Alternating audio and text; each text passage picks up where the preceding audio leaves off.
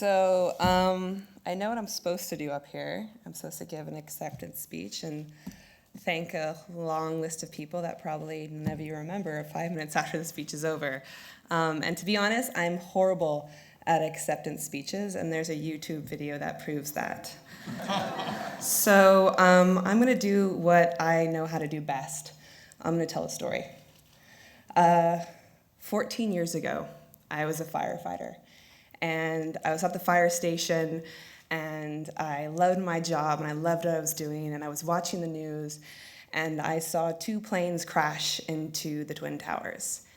And my whole world turned upside down. And everything that I thought I knew made no sense to me.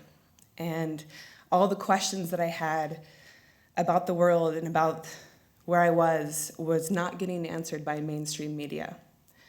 So about 6 months after 9/11, I traveled to Afghanistan to answer those questions for myself. I was in a village in Afghanistan of about 200 people.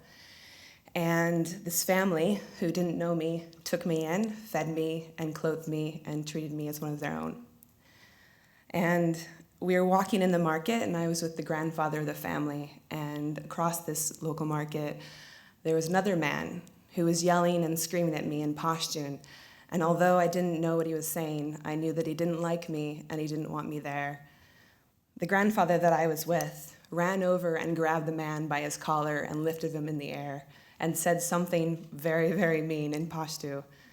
And after, the other man turned to me and said, "Sorry," in Pashto, and "Welcome to Afghanistan" in English.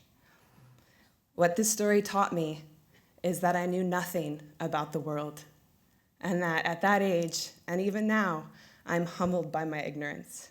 And so that kind of started my journey to become a documentary filmmaker, because I didn't really want to save the world, I just wanted to understand it.